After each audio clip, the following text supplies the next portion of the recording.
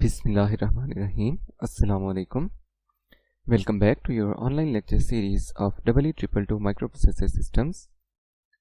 This is the second lecture of week 11, your lecture number 32, and in this lecture we are going to discuss the Picatinny programming in embedded C, input-output ports programming, bit addressable registers, BCD numbers in C, arithmetic logic operations in C, and data serialization in C language. And today's lecture will be based on CLO 4 of your course outline. Okay, so let's start our lecture by looking at what are the different representations of different types of data in embedded C. So let me write the data representations we will be using in C language. For hexadecimal numbers, as I told in the previous lecture, we will be using 0 cross 0 0 to 0 cross 0 FF.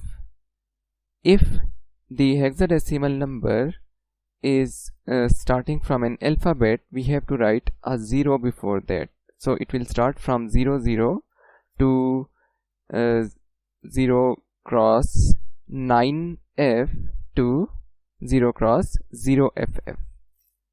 Then for the decimal numbers, we don't need to give any prefix or postfix, so it can go from 0 0 to any number, maybe 65536 in case of integers. And finally, in case of binary representation, binary number representation, we will be using 0B 0 0 0 0 0 0 0 0 to 0B 1 1 1 1 1 1 1 1. So these are the three data types we will be using while programming in C, and here is how to represent them while programming in C language. Now coming on to the input-output ports and how to access the individual bits of the ports. In assembly language, we used to write port A, 0 to address the pin 0 of port A. In C language, we don't need to write the complete register's name. We can just write RA0 to address the pin 0 of port A. Now what this means is that in embedded C language, all the special function registers that are bit addressable have dedicated label for all the addressable bits. For instance, all the bits of all the ports have a dedicated address. We don't have to specify the parent register. Like in case of assembly, we had to specify the parent register that we are going to access the port A, and then we had to specify that we are going to access the bit 0 of port A. In this case, we have a dedicated label RA0 for port A pin 0. Similarly, for all the other ports, it starts from RA0 to RA7, then from RB0 to RB7, RC0 to RC7, RD0 to RD7, and RE0 to RE3. We have a dedicated label for all the bit addressable pins and bit addressable locations in C language for Picatinny. For Picatinny F4550, not some other families of Picatinny microcontrollers, but as we are using the Picatinny F4550, RA0, RA1, RB3, RC6, all of them will work. Also, it is not only restricted to the input-output ports. It is true for all the other special function registers. For example, in case of assembly, if we want to address the carry flag, if we wanted to access the carry flag, we could not write C or carry. We had to specify the parent register in which carry flag was placed. So the carry was placed in status register. So we had to write status, comma 1. The carry flag was the bit 1 of status register. But in case of C language, we can directly address carry flag by writing carry. So this label carry is now dedicatedly allotted to the carry flag, that is bit addressable. And similarly, all the other special function registers that we are going to use in case of peripherals, all the bits have a dedicated label. So we don't have to specify that this bit is inside which register. We just have to specify that we are going to use this specific bit, and that's it. We don't need to know in which register this bit lies. This comes in very handy when programming the peripherals, because in PIC we will see that each peripheral has up to 15 to 16 registers. It starts from 2 to 3 special function registers associated with a single peripheral, and it goes up to 15-16 registers for a single peripheral, and there are a huge number of control and status bits inside those special function registers.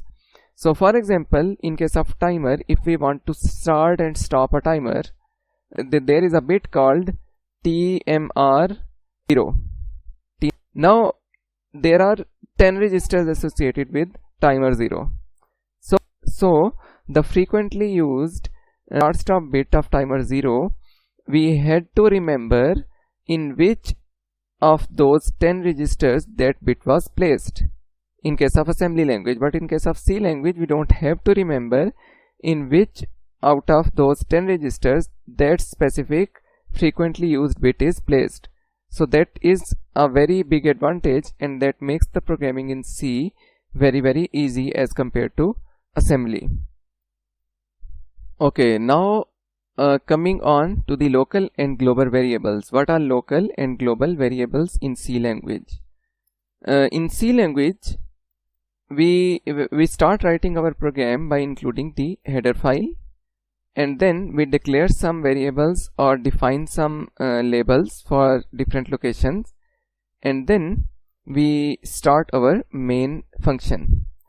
So all the variables declared outside all the functions, preferably before the main function, are global variables, and they can be used inside any declared function in our program.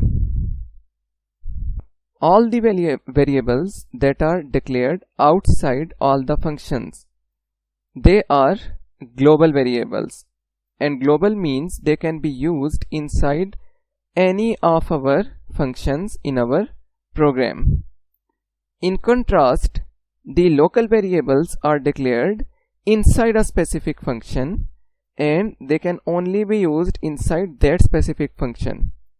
For example, if I have a function of delay and I declared two variables inside that delay function, I and j, and I want to use that I and j outside that function, it is not possible.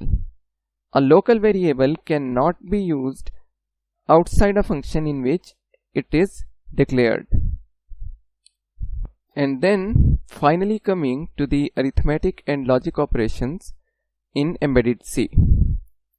The arithmetic operations in C are really simple.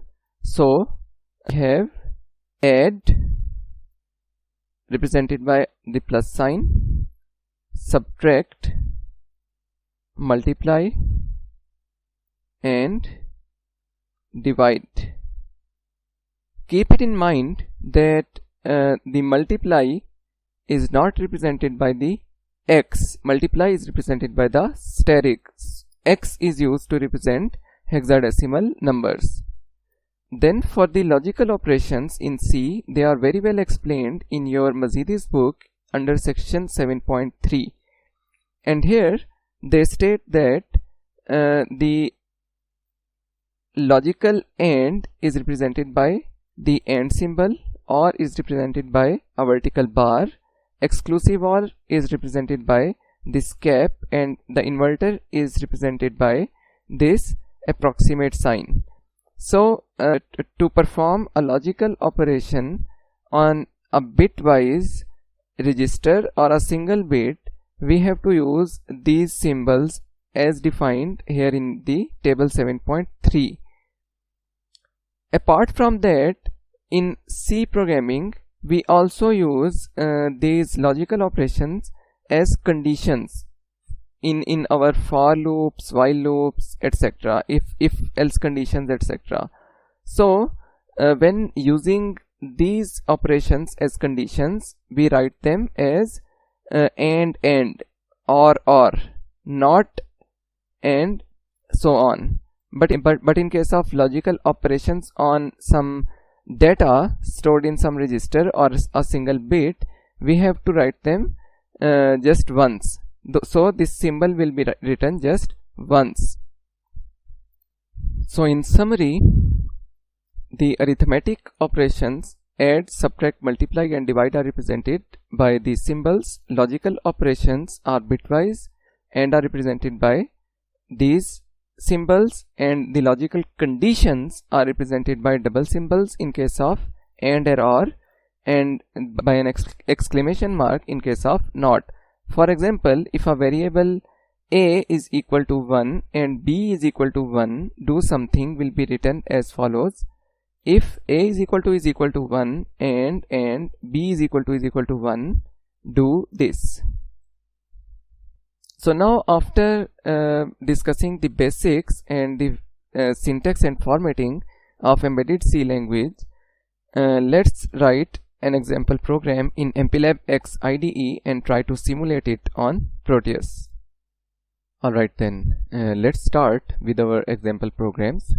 So the statement for our first example is written here. You have 4 switches A, B, C and D connected to port B, pin number 2, 3, 4 and 5 respectively. What we have to do is we have to write a program that will increment the port D if both A and B are 1 at a time, and decrement port D if any of C or D is 1. If both the conditions satisfy at the same time, A and B will take precedence. For example, if both A and B are 1 and also one of C and D or both of them are 1 at the same time, then there will be a conflict that whether to increment port D or decrement port D. So it should increment port D, not decrement it. And if none of these two conditions are true at a time, at any given time, then the port D will stop counting and it will stay at the same value until one of these conditions becomes true. Also, we have to check that whether C and D were equal or not, and in case they were not equal, we have to send 0101 on port C. Otherwise, we have to send 1010 on port C if they were equal. So let's start writing a program for this. First, let me define what are our requirements, the input-output port requirements. We have to make port B as an input port, and we have to make port C and port D as output ports. Why? Because our input switches are connected with port B and our output is shown on port C and port D. So let's start making the program. Initially, configuration file is already included. I am using the same configuration file we generated previously, and the header file, the XC header file, has also been included. So what we are left with is we have to give some labels A, B, C and D to port B, pin number 2, 3, 4 and 5. Hash define A RB2, then copy it 4 times, switch B, C and D at pin number 3, 4 and 5. So now we have given labels A, B, C and D to port B, pin number 2, 3, 4 and 5. Then we want to make a delay subroutine. So let me make a delay, declare a delay function, void delay int ms, then void main void. So this is our main function, and here we will do our configuration, initial setup of ports, etc. So what we want to do as initial setup of port, we want to declare port B as an input. So I will set tris B equal to 0 cross 0 FF. Then we have to declare ports C and D as outputs. So tris D is equal to 0 and tris C is equal to 0. Both of ports C and D are now output ports. Let me also clear the port C is equal to port D is equal to 0. So I have cleared both these ports initially. Now there is 0 on both of them. Then as I told that push buttons or dip switches are connected with port B, and we can use the internal pull-ups of port B. So I can enable the internal pull-ups by sending clearing the RBPU bit. Now in case of assembly language, we couldn't directly address this RBPU with its dedicated label. We had to go to the parent register and we had to specify that which bit number was RBPU in that register, but we don't have to memorize that in C, and we can just write the label RBPU. And at this point our initial settings are done. So now we have to make a loop that will check whether the conditions of the desired conditions of the switches are true or not, and we subsequently we will set the values of ports accordingly. So we want to do this as an infinite loop, so we will put it in a while one loop. If now I will start writing the conditions. If A is equal to 1 and B is equal to 1. So this is saying that if both A and B are 1, then do what? What we wanted to do in this case was increment port D. So port D plus plus. Then we had to check whether C and D, any one of C and D was 1 or not. So that was not else, that was else if C is equal to 1 or D is equal to 1. And in this case we wanted to decrement our port D. And else if both of these conditions are not true, what we want to do? We want to do nothing. So there is no else condition in this case. The second condition we had to check was whether port the switch C and D were equal or not. So we will write another if condition. They are independent, so it is not else if, it will be if C is not equal to D.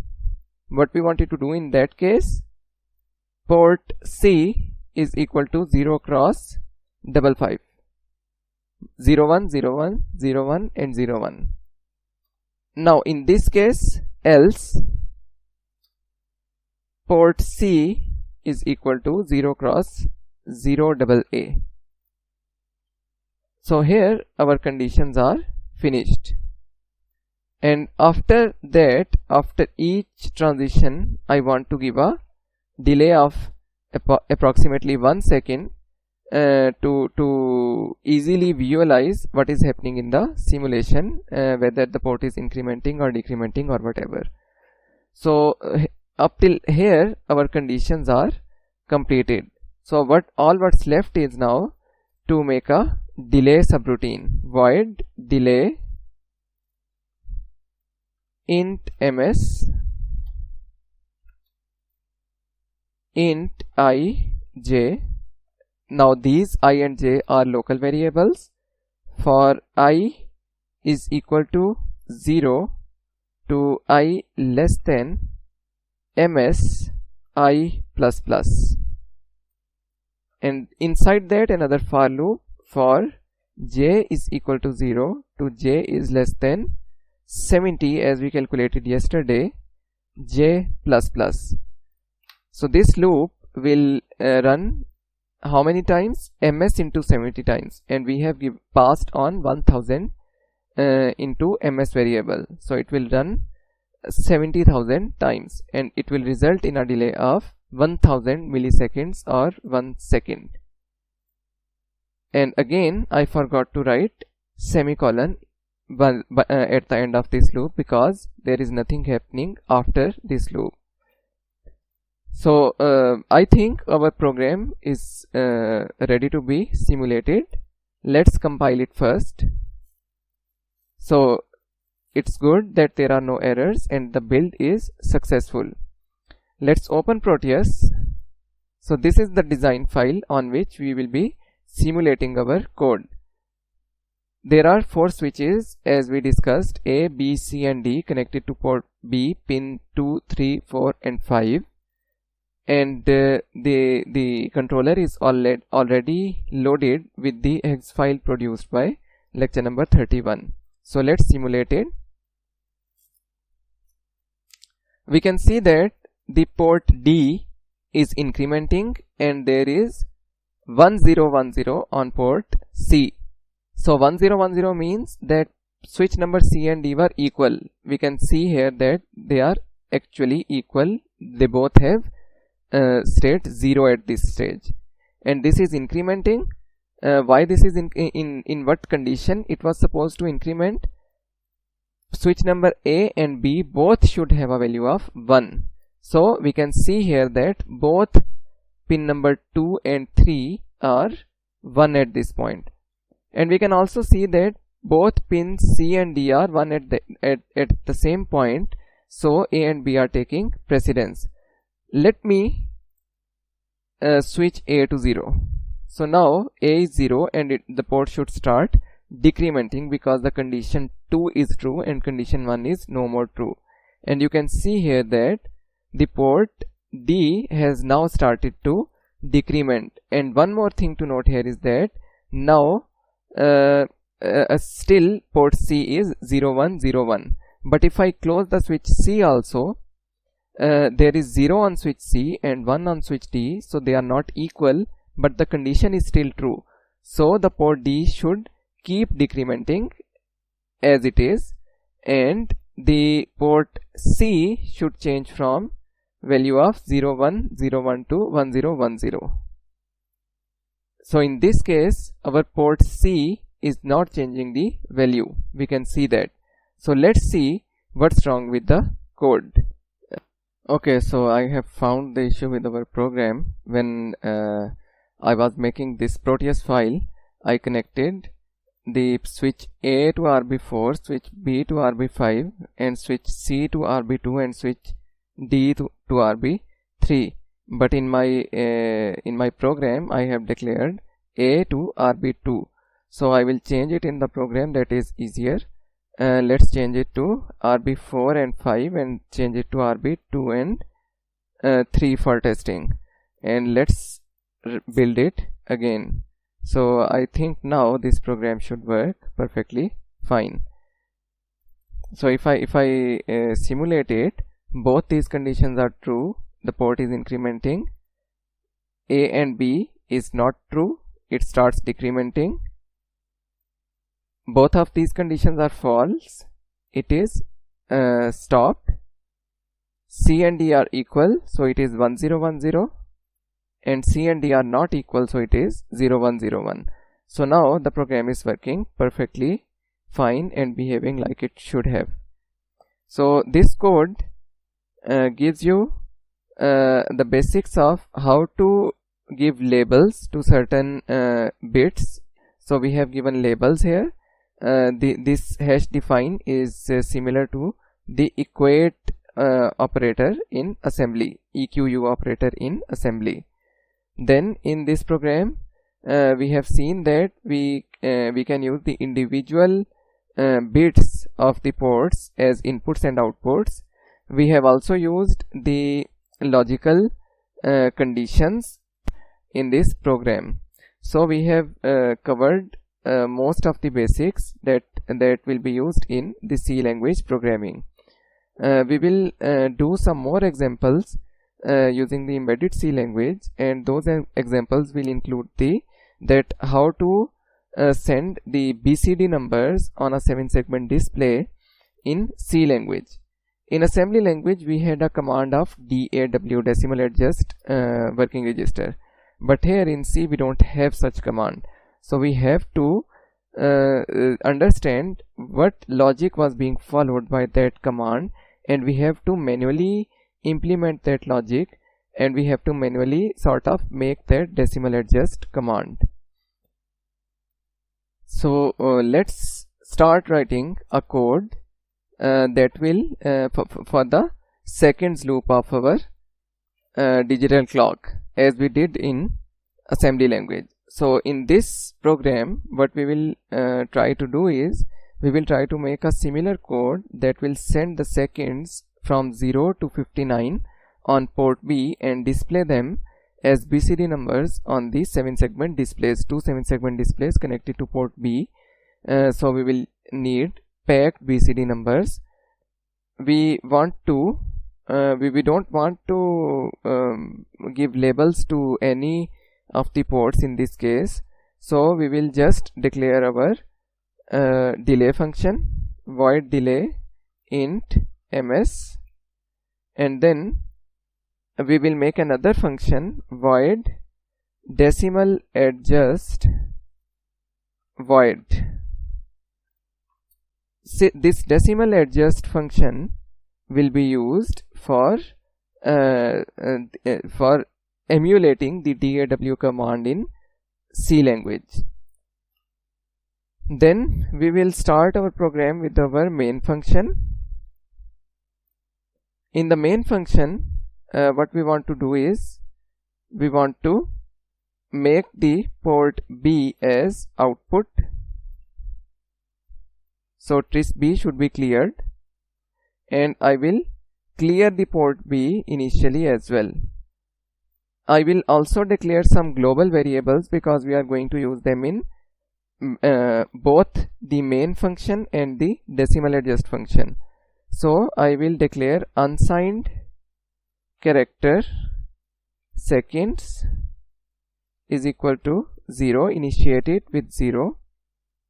Then I will declare two more unsigned characters, that is seconds high and seconds low. The higher nibble of seconds and the lower nibble of seconds, we will need them in implementing the decimal adjust command manually. Then in the main loop what we need to do is we need to clear the carry flag initially, and the digital carry flag should be also cleared initially. Then we want to make an infinite loop, so we will write while 1, and inside that loop what we want to do is we want to keep counting from 0 to 60. So to count from one number to another number we use for loops. So for unsigned character I is equal to 0 to I is less than 59 I plus plus. So whatever I will write after this will run for 60 times, for 59 times, not 60 times. 0 to 58, it is less than 58, not less than, equal to 59.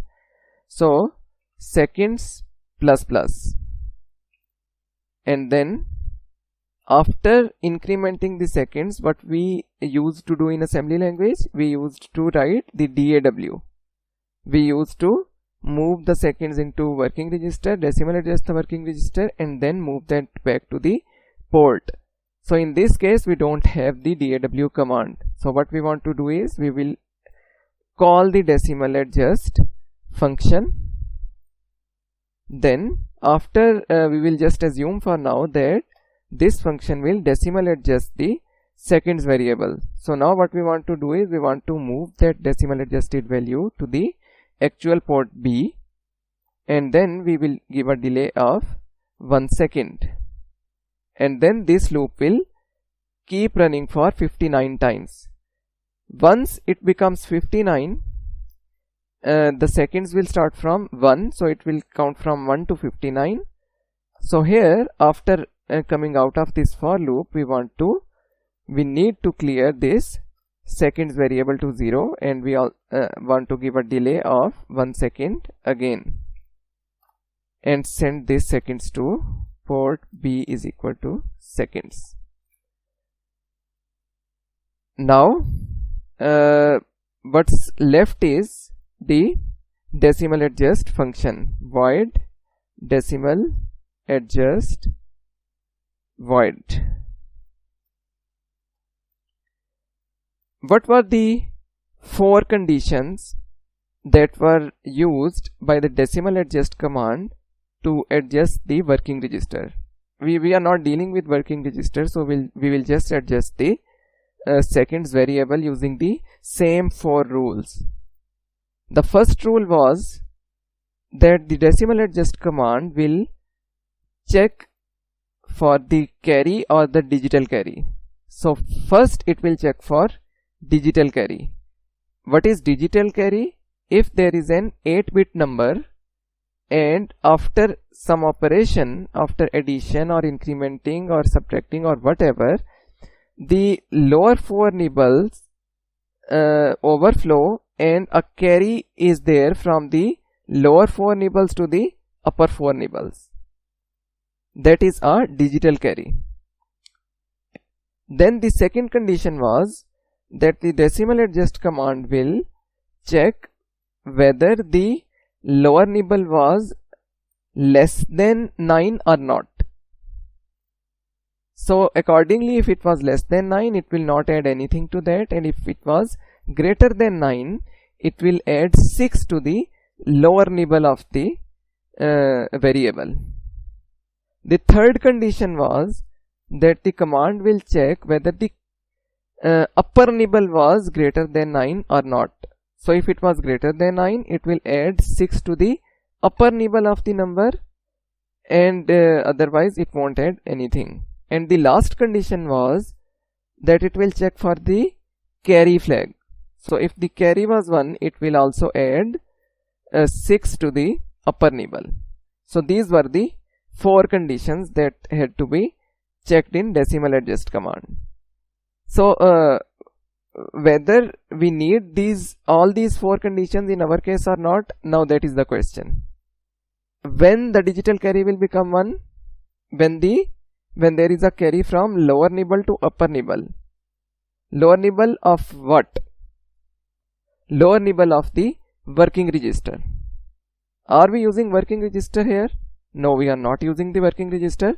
So whatever we will do, it will not affect the digital carry. So there is no use of checking the digital carry. Then again, the carry flag will also be affected only by operation on the working register. So again, there is no purpose left to check the carry flag also. So all we are left with are 2 conditions. We have to check whether the lower nibble was less than or greater than 9, and then we have to check whether the upper nibble was less than or equal to 9. So how to check the upper and lower nibble? Where we have to store the seconds lower nibble, seconds to seconds lower nibble, and seconds to seconds upper nibble.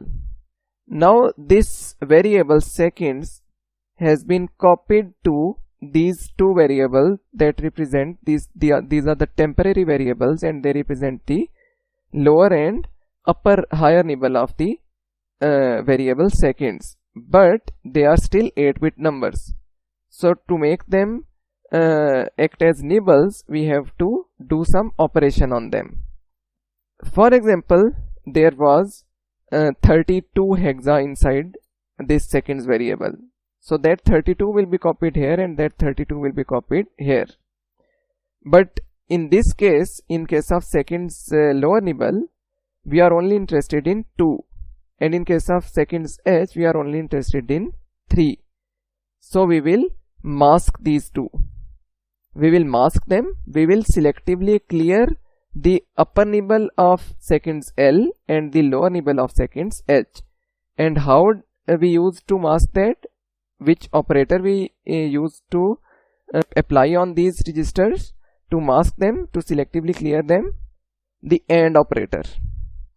So what we are going to do is, we are going to mask the seconds lower register and mask the upper 4 bits, clear the upper 4 bits, seconds L and 0 cross 0 F.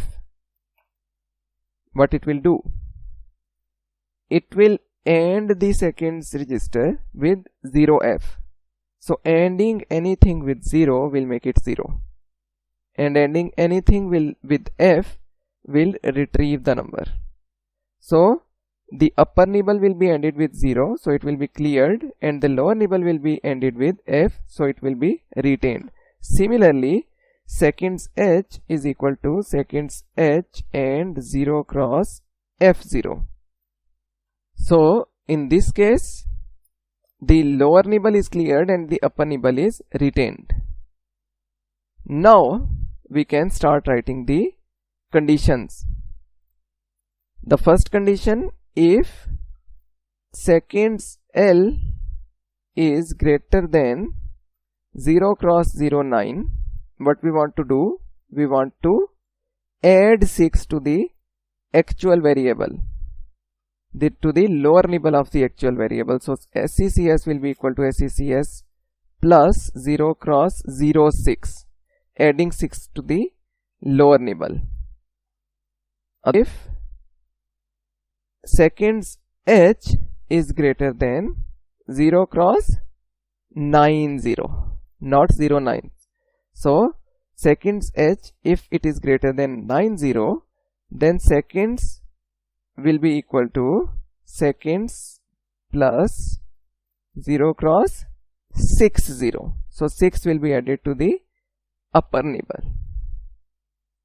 These two conditions will both be checked. There is no else if. So this means that both these conditions will be checked one by one, and if any of them or both of them will be true, both of these operations will be performed. So I think this is it for this program. Let's try to compile it. Good, it is compiled without any error. So let me open Proteus and let me try to simulate it in Proteus. This is your design file that I have made for that. So only the lower two 7-segment displays will display the count. Let's try.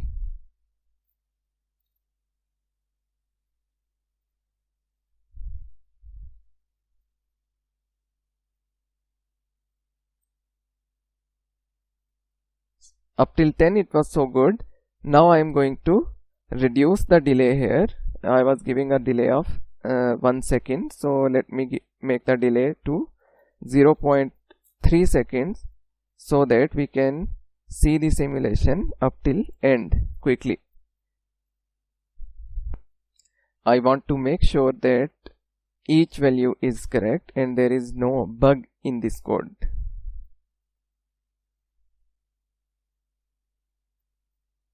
Yes, you would have noticed that the 0 remained for a much longer time as compared to the other numbers, because here we changed the delay after each increment, but we didn't change the delay for the 0 display. So this code is working perfectly fine.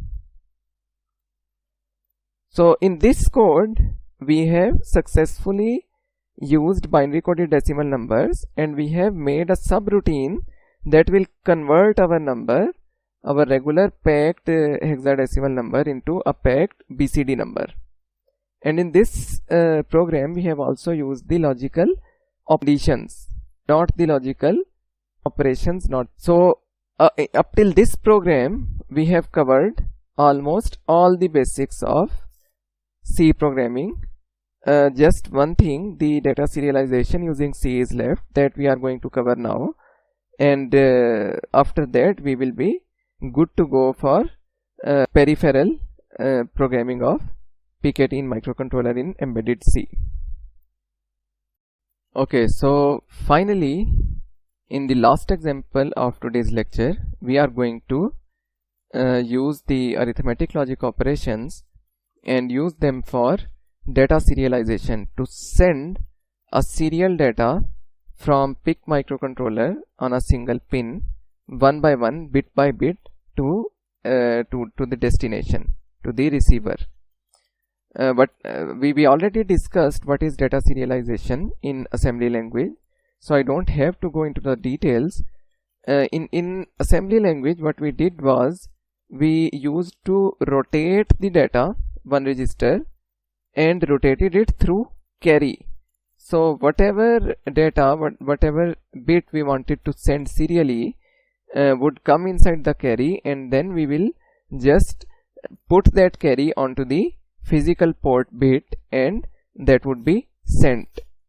So in this case, in case of C language, we don't have the privilege to rotate our data through carry. We can just shift our data once towards right or left, but we cannot take that output bit into the carry and simply place it on the port.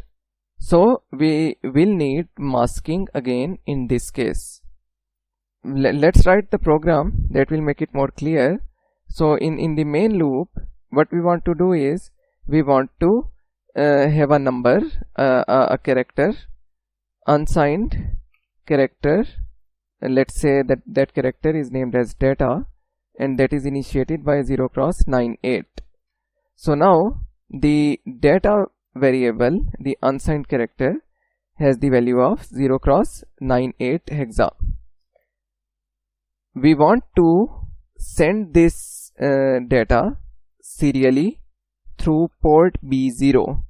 So we need to declare port B0 as the input, as the output port. So tris B0 is equal to 0. Tris B0 will be equal to 0, and that will declare the port B0 as then output port on which we will send the data bit by bit serially. Now we will make a while one loop, an infinite loop, and inside that, as the unsigned character is an 8-bit character, so we will make a for loop of count 8. Unsigned character I is equal to 0 to I is less than 8 I plus plus. Inside this for loop, we want to develop our logic that will select one single bit of character data and send it on port B one by one, port B0 one by one serially. As I said that we will need masking for that. So what we will do is we will mask the data and we will mask all the bits of the data except the least significant bit.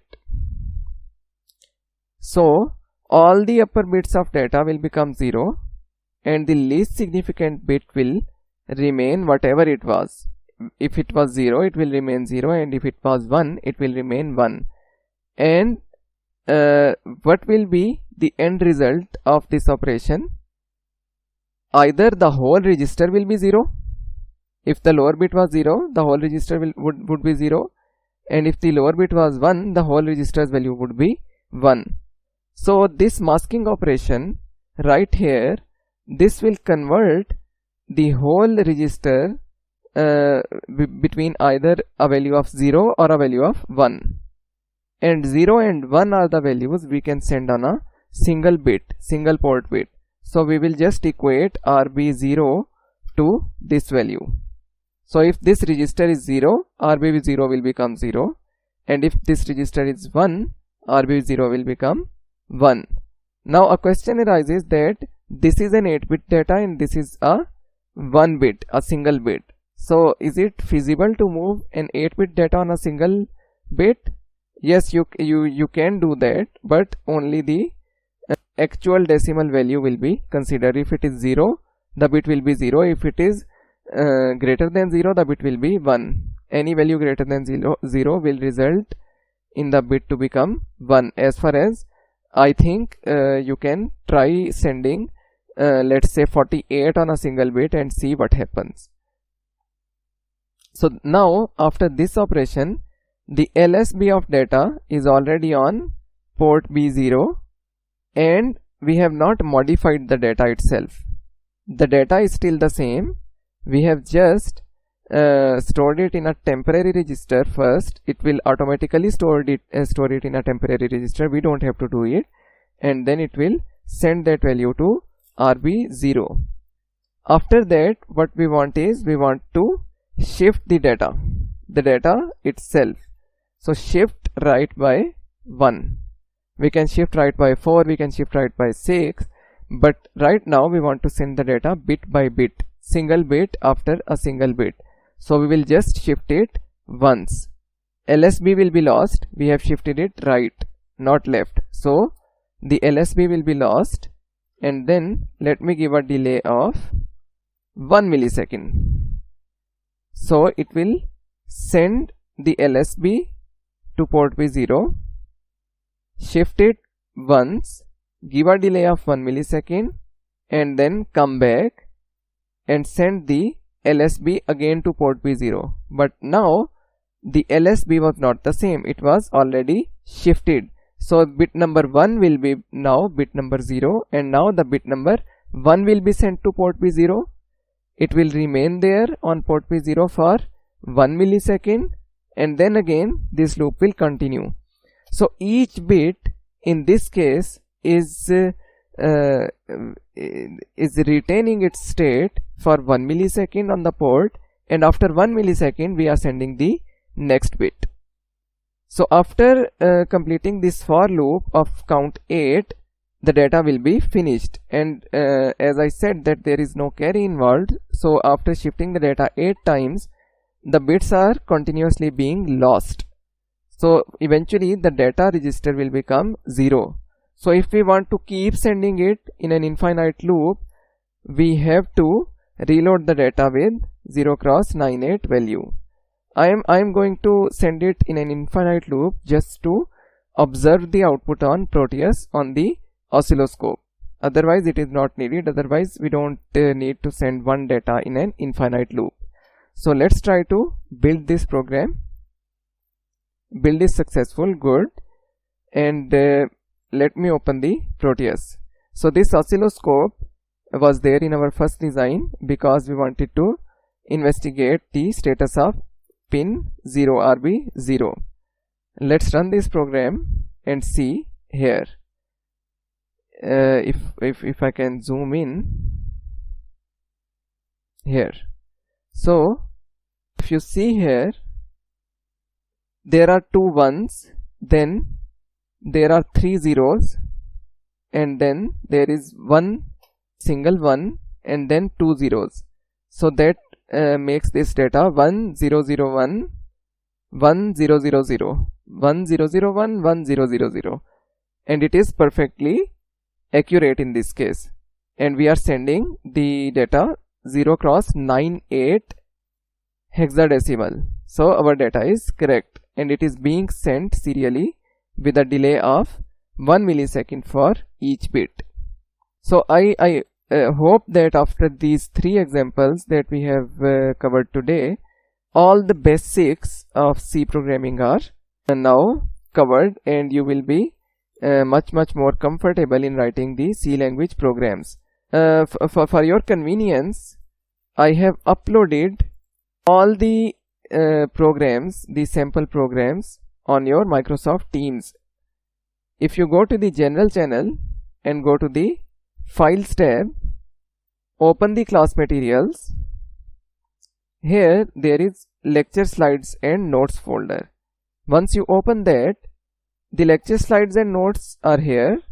This note, this lecture 32 document, I have already uploaded it also on the Microsoft Teams. And then there is another folder, sample codes. So this folder contains the sample codes we have covered previously and we have covered in this lecture. You can see here that there is an assembly language program for the complete digital clock. There is a code for seconds only in assembly language. Then there is a code for lecture 32 BCD in C, lecture 32 C basics, our first program, and lecture 32 data serialization in C. So all these programs have been uploaded on your Microsoft Teams group in the Files tab. So I hope that these concepts would be clear to you now, and from next lecture we will be ready to jump to the peripheral programming in PIC18. Again, as usual, if you have any questions, you can use this week 11 tab, week 11 channel of your Microsoft Teams, and I would be more than happy to answer your queries.